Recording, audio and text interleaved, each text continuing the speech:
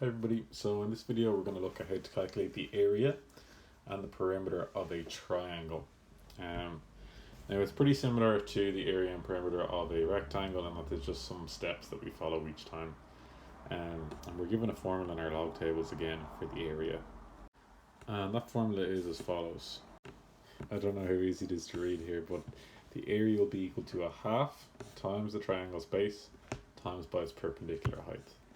So what this would look like in a question is if we have a triangle that looks a bit like this, be any shape of a triangle though, and we'll generally be given its base.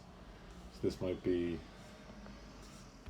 10 centimeters for example, and then its perpendicular height. Perpendicular means at 90 degrees, so it does have to be a 90-degree angle here for this to work. But say its perpendicular height here is 4 centimeters. Then if we want to find the area, it's going to be a half times by its base times by its height.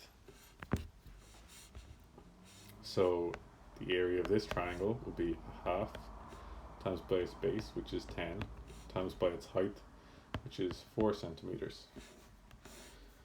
The way I'm writing this in, I've just put them in brackets, but whenever we see brackets with no sign in between them, that means we multiply those brackets.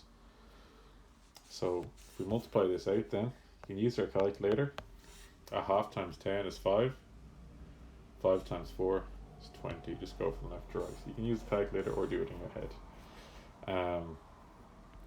Again, a half times 10, 5 times by 4 is 20. And now area we said is always measured in units squared. So if we put in units, we put in centimeters, we get 8 centimeters squared for area. Common mistake people can make is if they're given another side length, like for example if this here is 5 centimeters, they may forget that they need to use the perpendicular height.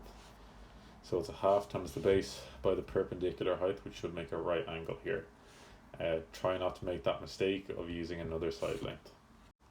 If we're asked to calculate the perimeter of a triangle, it's not so bad. It's very similar to the perimeter of a rectangle. All we have to do is add up each of the individual sides. So if this is 8 meters, and this is 3 meters, and this here is 9 meters, then the perimeter, we're just going to add up those. So 8 plus 9 plus 3. Now, like before, we can imagine that we're walking around the perimeter of this triangle. So we start off here. We walk 8 meters of a distance, then 9 meters, and then 3 meters. So we add our 8 meters plus our 9 meters plus our 3 meters to get back to the start. I realize now I've written this in as a multiply by sign. That's supposed to be an addition.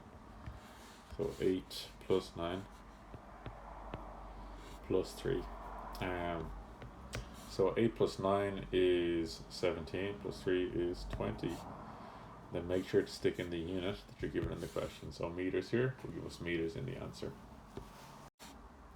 So here's an example of a slightly harder question based on the area of a triangle. So this question has asked us to find the area in blue. Now, if it's a weird shape, like we've got 2 triangles here, right? We could try and find the area of 2 triangles if we're able to. Or what we could do is try and divide this bigger shape up into smaller shapes. So the way I'm going to tackle it, although there is other ways, is to treat this as a big rectangle, then take away the area of the triangle in the middle, and then what's left will be the blue areas here. So first step would be to find the area of the rectangle. So we'll put area of rectangle.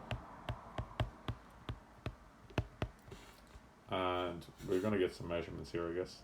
So for the area of the rectangle, all we do is multiply the length by the width, like before. So length by width, that's 8 by 4, so 32.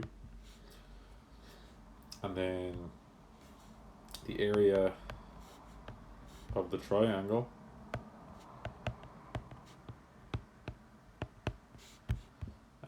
what we're going to do there is get half by the base, which is 8, by the perpendicular height, which is actually going to be the same as the height of this rectangle here, right?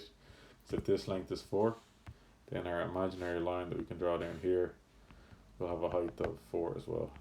I know that's a little bit wonky, but you get the idea. So it's a half times the base times by the perpendicular height.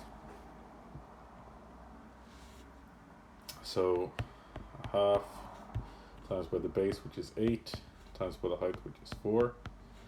So a half times 8 is 4, multiplied by 4 is 16. But again, you can do that on your calculator.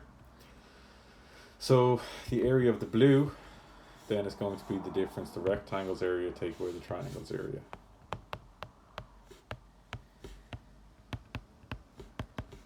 So 32 take away 16, which actually just gives us 16.